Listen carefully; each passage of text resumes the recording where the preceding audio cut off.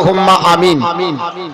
তো সুন্নি মাযহাবের এই চার মাযহাবের আপনার বলা হচ্ছে দলিল হলো চারটি। এক নাম্বার হলো কোরআন শরীফ, দ্বিতীয় নাম্বার হলো হাদিস শরীফ, তৃতীয় নাম্বার হচ্ছে ইজমায়ে উম্মাত, চতুর্থ নাম্বার হলো কিয়াস। এই চার দলিলের ভিত্তিতে ইসলাম চলে। চারটি দলিলকে কেন্দ্র করে ইসলাম রোলিং হয়।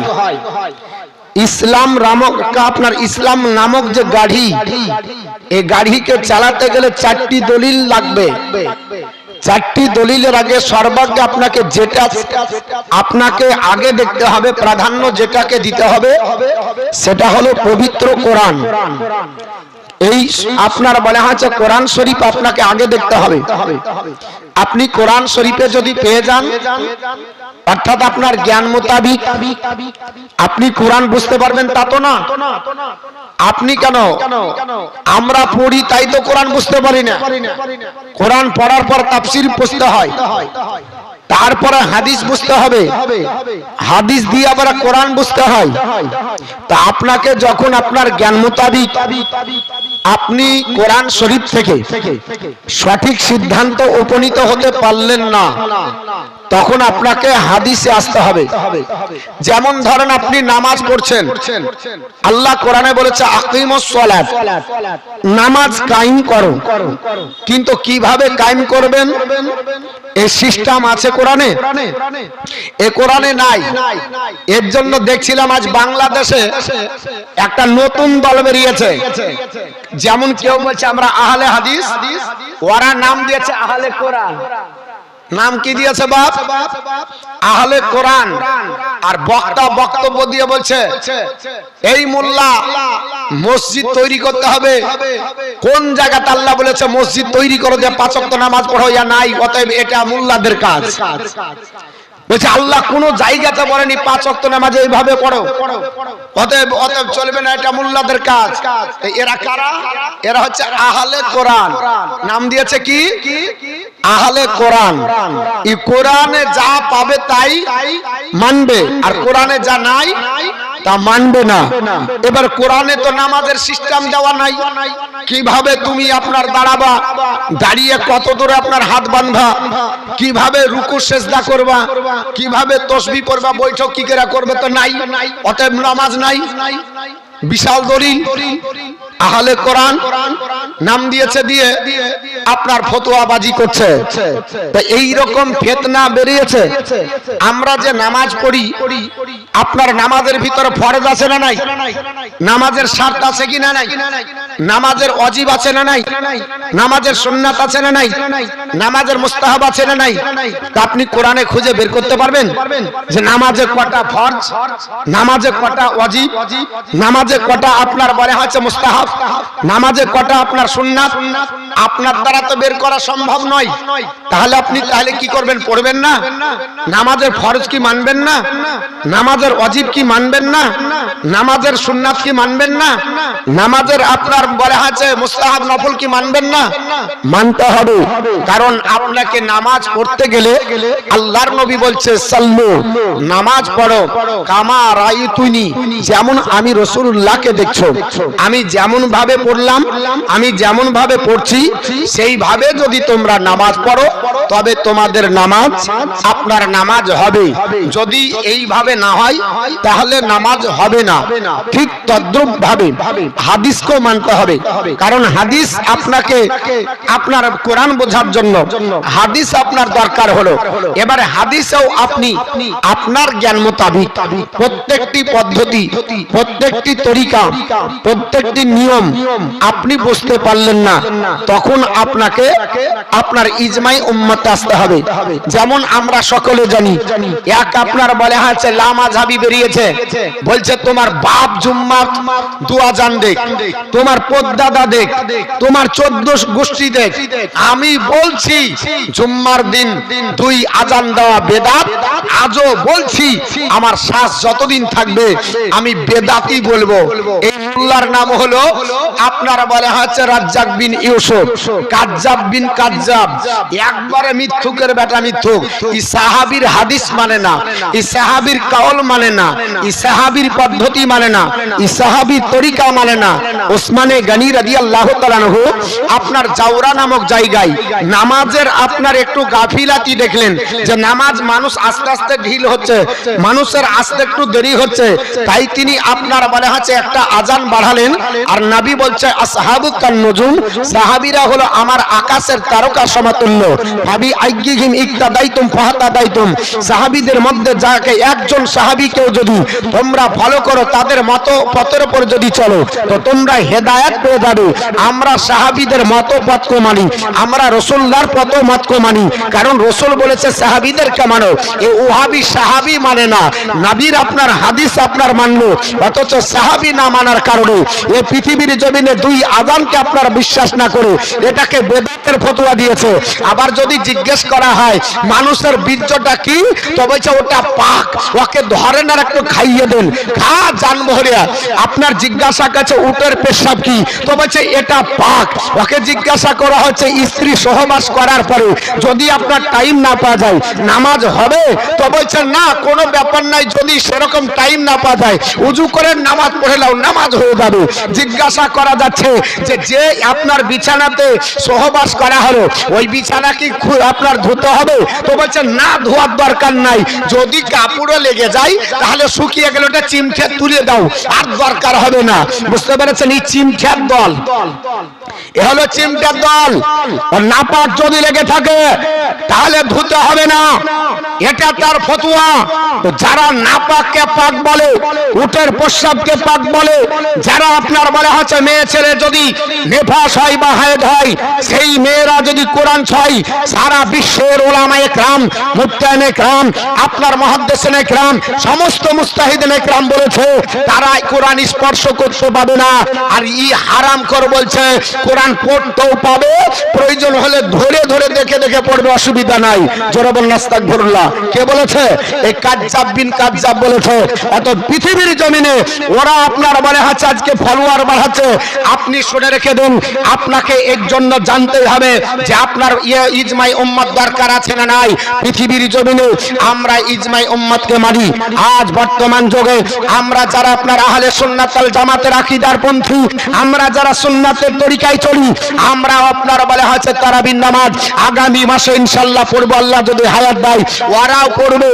ওদেরকে বলেন তুই যখন কিয়াস আপনার ইজমাই উম্মত মানবি না, তো তোর মসজিদের নামাজ 30 দিন জামাত হবে না, কারণ নবী আমার কোনোদিন পড়াননি। আমার নবী আপনার বলেছেন আমি যদি 30 দিন পড়াতাম, আমার এটাই আশঙ্কা হচ্ছে যে আমার আল্লাহ পাক আমার উম্মতের জন্য যেন ফরজ না বানিয়ে দেয়। তাই নবী আমার 3 দিন জামাত করলেন, বাকিটা আপনার জামাত করলেন না।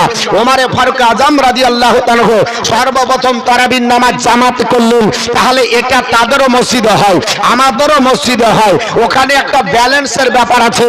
ওর জন্য আপনার বলে আছে আপনার এখানে ফতোয়া দেবে না।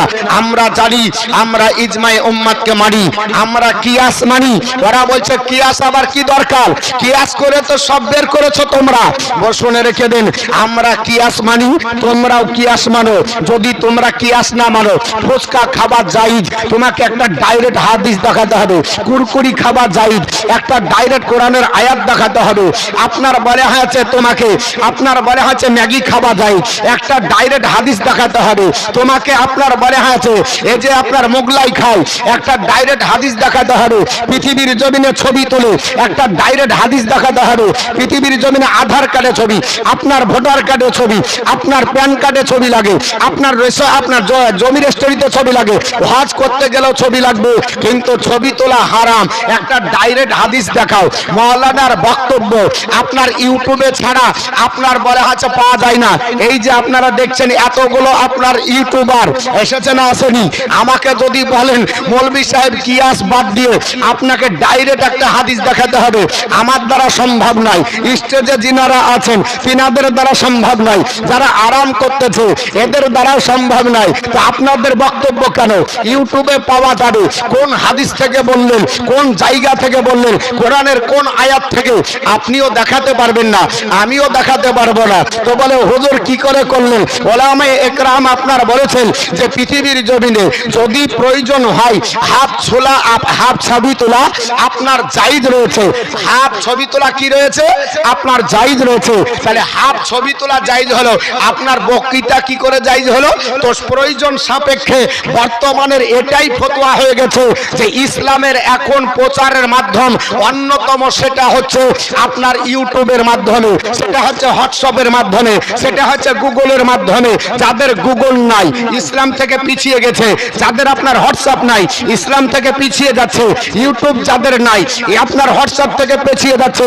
অথচ ছবি তোলা আহলে সুন্নাত ওয়াল জামাতের আকীদা যে আপনার আলা হযরতের মাসলা এবং হুজুর তাজুস শরিয়ার মাসলা যে আপনার ছবি তোলা যাবে না, ভিডিও আপনার তোলা যাবে না, এটা সবার মত। কিন্তু অধিকাংশ এখন আহলে সুন্নাত ওয়াল জামাতের আকীদার মাওলানারাও বলছে যে না, বিকল্প রাস্তা নাই, এখন আর দেখে লাভ নাই, এতে তুলতে হবে, ছাড়তে হবে, কারণ ইসলাম প্রচারের এটা মাধ্যম। এখন ইউটিউবে আপনার মাধ্যম করতে হবে, কারণ ইউটিউবটাই মানুষ দেখে। আর আপনার কোরআন দেখার সময় নাই, হাদিস দেখার সময় নাই, মাদ্রাসা আসার সময় নাই, আপনার মসজিদ যায় আপনার বক্তৃতার সময় নাই, হাতে সময় পেলে রাস্তাতে একটু দেখে নেয়, ঠিক না ঠিক বাবা? তাহলে আপনার সবাইকে কিয়াসের মাধ্যমে মানতে হচ্ছে। পৃথিবীর জমিনে আপনারা পোল্ট্রি খান, আমরাও পোল্ট্রির আপনার মাংস খাই। পোল্ট্রির আরবি আপনার দেখাতে পারবে? পোল্ট্রির হাদিস দেখাতে পারবে? নবীর জামানায় ছিল না, পোল্ট্রি ছিল না। আজ থেকে 25 বছর আগে পোল্ট্রির আবিষ্কার ছিল না।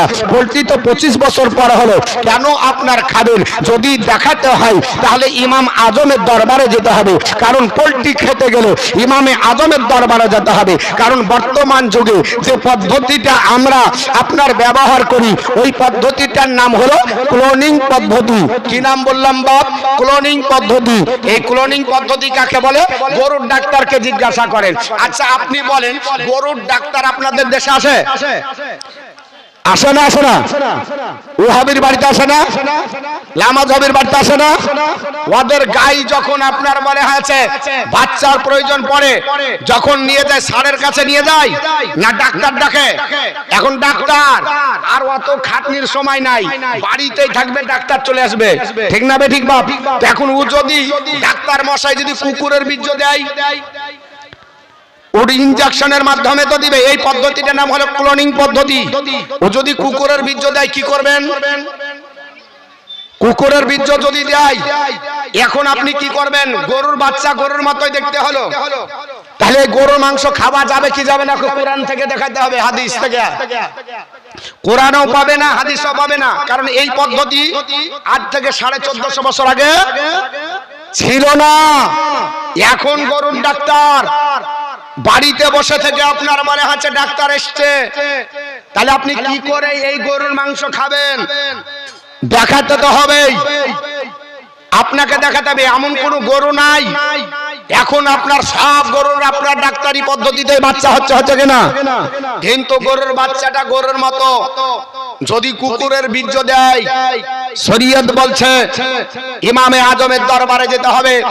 ইমাম আজম ফয়সালা দিয়েছেন, যদি আপনার বলে হচ্ছে তার কাছে পানি নিয়ে যাওয়া যায়, পানি যদি পিয়ে খায় তাহলে তার বীর্য উল্লেখ করে লাভ নাই, কারণ গরুর বা আপনার স্বভাব হলো পিয়ে খাওয়া, অতএব তার মাংস খাওয়া জায়েজ।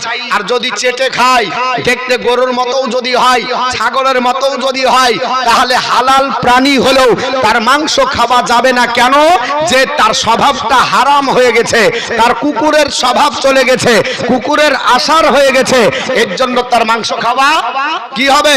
যাবে না। তাহলে কিয়াস মানছে না? মানছে না। এই যে পোল্ট্রির মাংস খাচ্ছেন, আপনি বলতে পারবেন পোল্ট্রির প্রোডাক্ট কোথা থেকে? আপনি বলতে পারবেন না। অনেক ব্যক্তি এর আগে বলছিল যে পোল্ট্রি এই জন্য খাওয়া যাবে না, শগুনের বীর্য থেকে নাকি পোল্ট্রি জন্ম, বলছিল না? এর জন্য অনেক কনফিউজ ছিল। শুনে রেখে দেন, যদি পোল্ট্রি মুখ দিয়ে ছিঁড়ে আর আপনার বলে হচ্ছে পা দিয়ে ধরে থাকে, দিয়ে যদি ছিঁড়ে খায়, তাহলে ও পোল্ট্রি খাওয়া যাবে না। কেন যাবে না? কারণ এই স্বভাবটা হলো চিলের, এই স্বভাবটা হলো আপনার বাজের, এই স্বভাবটা হলো শগুনের। এর জন্য ওই প্রাণী আপনার খাওয়া যাবে না, ওই পাখির মাংস আপনার খাওয়া যাবে না। কিন্তু যদি ঠুকরে খায় তাহলে সেটা মুরগির স্বভাব। আপনি পোল্ট্রিকে ছেড়ে দেন, ও ঠুকরেই খায়, খায় কি খায় না? এর জন্য কিয়াসের মাধ্যমে পোল্ট্রি খাওয়া জায়েজ আছে। হাজারো দলিল আছে। আছে মুসলমান পৃথিবীতে, আপনার কিয়াসেই খেতে হয়। ভালো মন্দ খাবার অনেক তৈরি হয়েছে, কিয়াসের মাধ্যমে খেতে হয়। মুদিখানার দোকানে দেখলে কত আপনার প্যাকেট পাওয়া যায়, একটাও হাদিস খুঁজে পাবেন না, অথচ মৌলবি গিলিয়া চলে যাচ্ছে, গিলিয়া চলে যাচ্ছে। ওকে জিজ্ঞাসা করেন, জান ভরে খেছে, কোনদিন ফতোয়া জিজ্ঞাসা করলো না। এত নবীর জামানায় ছিল না, এত নবী আমার খাননি, অথচ আমি কেন খাবো? তো বলছে এটা কোথাকার তৈরি? তো বলছে মেড ইন চাইনা। এটা কোথাকার তৈরি? তো বলছে মেড ইন ইন্ডিয়া। এটা কোথাকার তৈরি? তো বলছে মেড ইন জাপান। এটা কোথাকার তৈরি? তো বলছে মেড ইন ইংল্যান্ড। হয় না, হয় না? ওকে Coca Cola, Thums up, Pepsi, কত কি খাইয়া চলে যাচ্ছে, বলছে হজম হবে, হ্যাঁ। ওকে জান ভরে কত যে কি খাওয়ালো, ফতোয়া জিজ্ঞাসা করা না, খুঁজিয়া পাবে না, পাইবা। আর আপনার কোন জায়গায় ফতোয়া দেয়? যখনই আপনারা আহলে সুন্নাত ওয়াল জামাতের কোন মতের কথা বলবেন, ডাইরেক্ট ফতোয়া। এটা তো আকবার নাজায়েজ, এটা তো আপনার বেদাত, এটা তো আপনার হারাম, এটা তো আপনার বলে হচ্ছে শিরক। এক আপনার রাজমিস্ত্রি বেরিয়েছে, জীবনে কোনোদিন আপনার হাদিস আর একটাও শুনিনি, তো ওকে জিজ্ঞাসা করছে, এই যে আপনার বলে হয়েছে আশিকে রসুল বললে কি হবে? নাম হচ্ছে মুমতাজুল ইসলাম, আপনার বলছে এটা পাক্কা শিরক। আশিকে রসুল বলা পাক্কা শিরক। তো আমি বললাম আশিকে রসুল না বলে তোকে আশিকে শয়তান বলবো, কারণ তুই ওই শয়তানেরই আপনার বলে আছে প্রেমিক। ও দলিল দিচ্ছে আশিক বলা যাবে না, বলে কেন? তো বলছে আশিক আর মাসুক হচ্ছে লাইলা মজনুর প্রেম। কেমন ফতোয়া দেখেন, আশিক আর মাসুক লাইলা মজনুর প্রেম, তাহলে ওটা তো স্বামী স্ত্রীর ব্যাপার। অতএব তোমরা তো নবীর স্ত্রী লাই, আস্তাগফিরুল্লাহ মিন জালিক। আমরা হলাম নবীর গোলাম, আমরা হলাম নবীর প্রেমিক, আমরা হলাম নবীর আপনার পাগল। তাই জন্য আমরা বলি আশিকে রসুল, নবীর প্রেমিক। আমরা নবীর প্রেমিক হব না তো তোর মতো শয়তানের প্রেমিক হব? এরা আপনার বলছে আশিকে রসুল বলা হারাম, আশিকে রসুল বলা বেদাত, আশিকে রসুল বলা শিরক বলেছে। যদি না হয় একটু সার্চ করবেন, পৃথিবীর জমিনে দেখে নেবেন। অথচ তাকে আপনার বলে আছে, একদিনও যদি জিজ্ঞাসা করেন যে ভাই এই যে তুমি ফতোয়াটা দিলে কোন চ্যাপ্টার থেকে লেখা আছে, কোন চ্যাপ্টারে? আর ফতোয়া হচ্ছে সব নিজস্ব, নিজস্ব আপনার চ্যাপ্টার, নিজস্ব দলিল। তো বাপ, আমরা আহলে সুন্নাত ওয়াল জামাতের আকীদার মানুষ।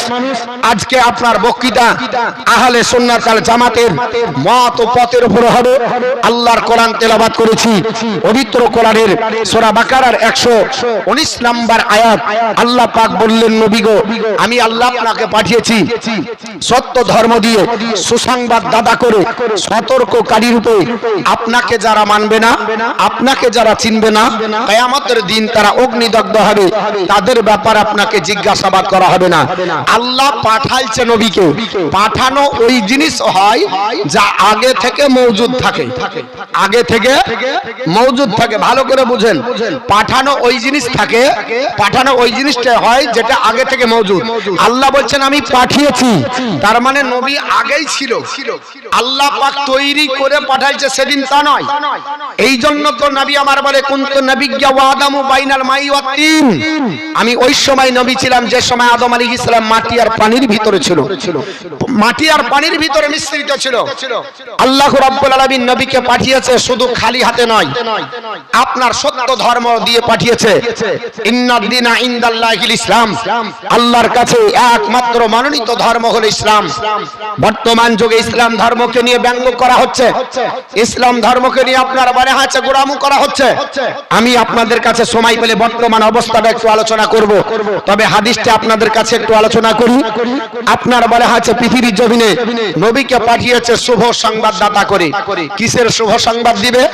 নবী আমার জান্নাতের সুসংবাদ দিবে। নবী কিসের সতর্কতা করবেন? নবী জাহান্নামের সতর্কতা করবেন। এই পথ হচ্ছে জান্নাতের পথ, এই পথ হচ্ছে জাহান্নামের পথ। এই পথে গেলে জান্নাতে যাবে, এই পথে গেলে জাহান্নামে যাবে।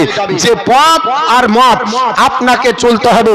সেই পথ ও মতটা আল্লাহ রসুলের দেওয়া, আল্লাহ রসুলের চয়েস, আল্লাহ রসুলের যেন পথ ও মত হয়, সাহাবা একরামের পথ ও মত যেন হয়, তাহলে আপনার জীবন সাকসেস হবে। এবং যারা এত কিছু পাওয়ার পরে যারা মানবে না, শুনবে না, কিয়ামতের দিন আপনার অগ্নিদগ্ধ হবে। আল্লাহ পাক বলছে নবী এর ব্যাপারে আপনাকে জিজ্ঞাসাবাদ করা হবে না, কারণ আপনি বাড়ির একটা হলো, আপনি হচ্ছেন একজন বাড়ির, আপনি হচ্ছেন গার্জেন।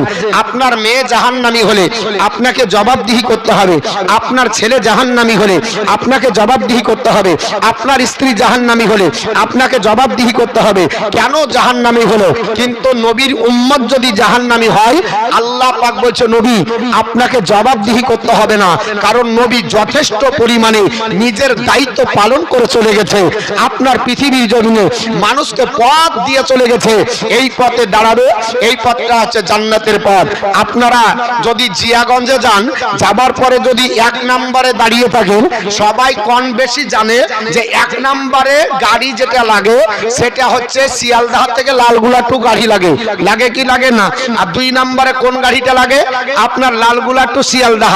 এটা সবার কমসে কম জানা, অন্তত ডেলি প্যাসেঞ্জার যদি হয় যে 1 নম্বরে লালগুলাগামী গাড়ি লাগে, 2 নম্বরে শিয়ালদাহগামী গাড়ি লাগে। এখন হ্যান্টিয়া যদি বলে যে আমি টিকিট কেটেছি, আর 1 নম্বরে আপনার দাঁড়িয়ে বলছেন না আমি ন্যায্য টাকা দিয়ে টিকিট কেটেছি, আমার দৃঢ় বিশ্বাস এই রাস্তা দিয়েই আপনার বলে হচ্ছে শিয়ালদাহ যাবে। আচ্ছা, আসার পরে যদি 1 নম্বরে গাড়ি দাঁড়িয়ে যায় আর চড়ার পরে যদি বলে আল্লাহ সহি সালামতে শিয়ালদাহ পৌঁছে দাও, এর মতো হাফ পাগলা আছে? হ্যাঁ, সহি সালামতে আল্লাহ শিয়ালদাহ পৌঁছে দাও, পৌঁছাবে? গাড়িটা যাবে লালগুলা, অতএব লালগুলা গামী গাড়িতে চাপে বলছে সহি সালামতে ন্যায্য টিকিট কেটেছি। কেন গাড়ি যাবে না? আপনার কন্ট্রোলার বলবে এ হাফ পাগলা তোর জানা নাই, আমি কন্ট্রোলার 1 নম্বরে লালগুলা গামী গাড়ি চালাই, আর 2 নম্বরে আপনার বলে হচ্ছে ডেলি আপনার বলে হচ্ছে শিয়ালদাহ গামী গাড়ি চালাই। ব্যতিক্রম হতে পারে 2 নম্বর 1 নম্বর পাল্টা দিতে পারে, কিন্তু আপনার বলে হচ্ছে এই মাসে 29 দিনই এইভাবেই যায়। তাহলে আমরা যে প্ল্যাটফর্মে দাঁড়িয়ে থাকবো, ওটা যদি সুন্নি প্ল্যাটফর্ম হয়, ওটা যদি জান্নাতি প্ল্যাটফর্ম হয়, যদি সাহাবীর প্ল্যাটফর্ম হয়, ওটা যদি তাবির প্ল্যাটফর্ম হয়, ওটা যদি আপনার বলা হচ্ছে তাবির প্ল্যাটফর্ম হয়, তাহলে জানবেন যে এই প্ল্যাটফর্মটা আপনার যে আপনার রুটে চলছে সেই রুটটা হচ্ছে জান্নাতের রুট। অতএব এই রুটে থাকলে আপনার জান্নাত নসিব হবে। বাকি ইদিক উদিক দাঁড়িয়ে যতই আপনি মনে করেছেন টিকিট কাটেন আর দোয়া করেন, আপনার গাড়ি সেখানে যাবে না। কারণ আল্লাহ রসুল বলেছে পৃথিবীর জমিনে আপনার একটা হাদিস এসেছে, আজ বর্তমানে দোয়াকে নিয়ে ব্যঙ্গ করা হয়, এটাকে নিয়ে ব্যঙ্গ করা হয়, কিয়ামকে নিয়ে ব্যঙ্গ করা হয়, দরুদকে নিয়ে ব্যঙ্গ করা হয়, আমরা নবীর সালাতু সালাম করি ব্যঙ্গ করা হয়, আজকে যা করি তা নিয়ে ব্যঙ্গ করা হয়। এই ব্যঙ্গ চলছে না? চলছে না? আজকে আপনার এমনি করে নবীর নাম শুনে আমরা আপনার চুম্বন দিচ্ছি, কুররাতু আইনি বিকা ইয়া রাসূলুল্লাহ বলছি, আপনার বলে হচ্ছে এক ব্যক্তি বলছে এটা কুকুরকে ডাকছে, জোরে বলুন আস্তাগফিরুল্লাহ। আল্লাহ রাসূলের আপনার মহব্বতে নবী আপনার যেটার গ্যারান্টি দিয়েছে, আদম পয়গম্বর যেটা আপনার করেছে, সাহাবী রাসূল আবু বকর যেটা করেছে, আমরা সে কাজ করাতে আর কুকুরকে ডাকা বলে, জানতে হবে এই সাহাবী রাসূলের দুশমন, এ আপনার বলে হচ্ছে আপনার আদম পয়গম্বরের নীতির দুশমন। অতএব সে কখনো জান্নাতের পথে থাকতে পারে না, জান্নাতের রাস্তায় চলতে পারে না। মুসলমান বর্তমান যুগে পৃথিবীর জমিনে এই ব্যঙ্গাত্মকমূলক আপনার বলে আছে তাদের বক্তব্যকে আপনার উচ্ছেদ করতে হবে এবং সত্যটাকে মানুষের কাছে পৌঁছে দিতে হবে। এর জন্য আপনার বলে আছে যতটা আপনার পরিশ্রমের দরকার আর যতটা দলিলের দরকার সেটা আপনাকে আমাকে আপনার গ্রহণ করতে হবে, পড়তে হবে এবং আহলে সুন্নাত ওয়াল জামাতের আকীদাকে মানুষের ঘরে ঘরে পৌঁছে দিতে হবে। বর্তমান যুগে আপনার ইসলাম ধর্মের ভিতরে আপনার এত ফিতনা বাড়িয়ে দেওয়ার পরে নিজেকে তারা আজকে আপনার বলে আছে পৃথিবী